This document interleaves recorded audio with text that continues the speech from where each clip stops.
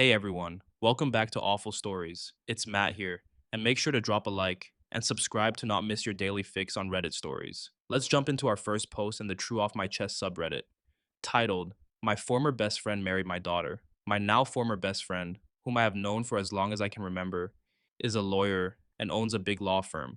My oldest daughter, who is now 26, became a lawyer herself, and I got her an internship and eventually a job at his law firm, which I now heavily regret.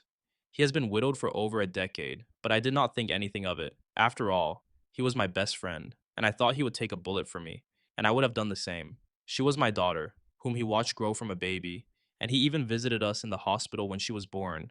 They eventually started dating, and I only found out after they got engaged last year. I was absolutely furious. She was 25, he was 54, and she was my daughter. We all had a huge fight, and she moved in with him at his house. They got married this past August, and I was not invited to the wedding. I was his best man at his first wedding, and now he has remarried my daughter. Now I have just found out that she's pregnant with his child.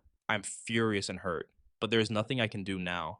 They are both adults and they are married. I feel like a failure of a father.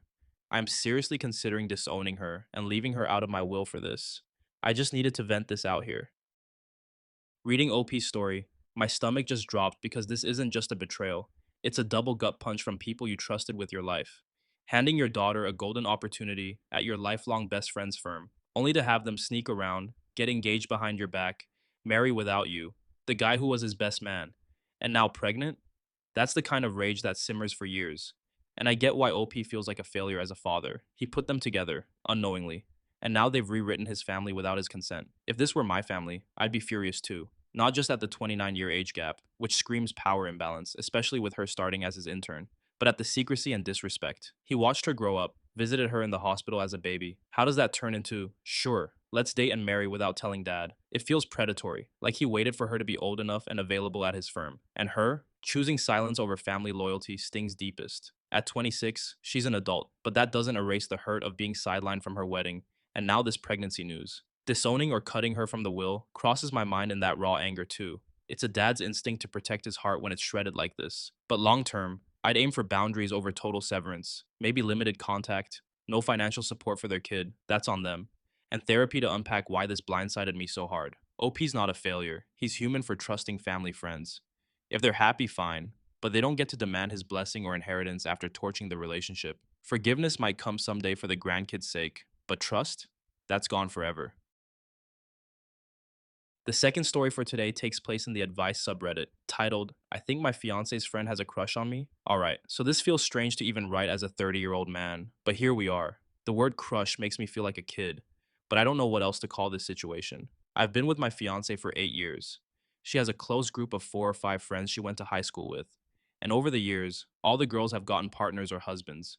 That's the group we have now. One of her friends, let's call her X, and I have always gotten along well. Nothing unusual. We've worked in similar jobs, have similar goals, and have always spoken easily. Over the past year, I stepped away from a stressful corporate job to go back to studying. I've been doing part time construction and gardening to pay the bills, which means two things. I'm no longer a stressed, sunlight deprived corporate goblin. I've lost a fair bit of weight and toned up without really trying. The short version is that I feel better than I have in years, both mentally and physically. But something in the dynamic with X has shifted.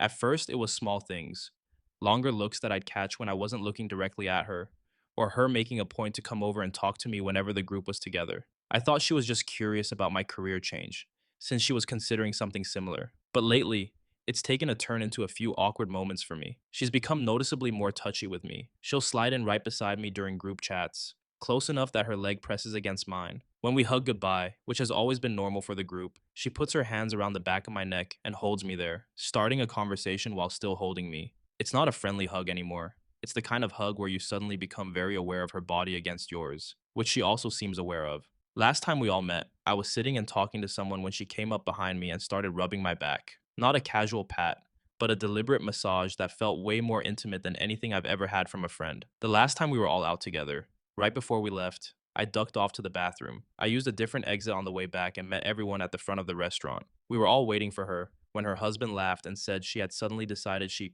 needed to run to the bathroom for a second. A minute later, she came out, looking around the room like she was expecting to see someone. It took her a moment to spot us waiting outside. The whole thing felt strangely awkward, almost like she had gone in there hoping to bump into me without realizing I'd already slipped out another way. So now I'm sitting here, feeling confused and a bit like I've stumbled into a storyline I definitely didn't sign up for. I don't want to jump to conclusions, but I also don't want to pretend these moments aren't happening. Update. Okay, so I took a few days off Reddit because I thought this would only get a couple of comments, but it actually blew up a lot more than I anticipated. I'd like to respond directly to everyone, but that's probably unrealistic. So I can only apologize to anyone who reached out with a genuine response. That being said, there are definitely some common themes and questions in the replies. So below I've added a bit more context about the individuals involved, my conversations, and the reactions. Me. I'm engaged. My fiance is, and always will be, my person. We're very happy together, and I have no thoughts of leaving her. There are no words to describe how much she means to me in every sense of the word. My view on the situation is that it's just awkward. If something like this happened in a bar, or some situation where a stranger hit on you, you could diffuse it easily, as a man, by casually mentioning your partner in conversation. Most of the time, they get the message and move on. But when it's someone closer, someone who knows your relationship status, it becomes tricky. Making a scene could easily create problems for everyone, especially since my fiance and her partner are often present. It could turn into one of those situations where both parties end up looking bad. I totally understand that some people would be more direct or confrontational about this, but given that these women have known each other for over 20 years, I have no intention of blowing everything up over what could easily become a he said, she said scenario. Also, just to clarify, my fiance and I haven't been engaged for 8 years. We've been a couple for 8. We wanted a longer engagement because we lived overseas, traveled a lot, and are in the process of buying property together. It's all part of a plan we made to build our lives the way we want. I saw a few comments taking shots about me, not pulling the trigger, so I wanted to clear that up. Ex's husband. A lot of people asked about what he's doing during all of this, and honestly, I don't know. He's usually around. Whether she's timing her interactions with me while he's distracted, or if he notices and just doesn't care, I have no clue. He's a pretty awkward guy, and tends to sit on the edge of the group, to be honest. My fiance and most of the other women often avoid him because he's a bit intense and tends to one up people in conversation. I don't really interact with him much. My fiance. So, I told her. I explained that it wasn't so much about suspicion or jealousy, but that the situation just felt awkward. When you've known someone for 7 or 8 years and the dynamic shifts, it's noticeable and surprising. Most friendships fall into a comfortable rhythm. That's part of their charm. But when that rhythm suddenly changes, it stands out. She listened but initially downplayed it, thinking I might be overreacting or misreading things. But when I explained what X had actually been doing, and said that if it were reversed, if she did that to a man, it would clearly send a message. She admitted it did sound odd. Knowing her, she's probably processing it carefully before deciding what to say or do. Given she's known X for more than 20 years, I suspect she'll quietly check in with some of the other women in the group to see if they've noticed anything, or if X has said something to them, and then decide how to proceed. We won't be seeing everyone for a few weeks. We usually meet about once a month, and I've got a feeling that when we do, all eyes will be on me and X. On one hand, that makes sense, but on the other, it's going to feel incredibly awkward. I know this probably isn't the dramatic gossip bomb ending some people might have hoped for, and any real update is likely a few weeks away. Still, putting my thoughts out there has helped. The majority of responses confirmed what I was already thinking, which has been reassuring, because honestly, I felt like I'd been gaslighting myself a bit about the whole thing. If anything else happens, or if I hear anything new from the group, I'll definitely share an update.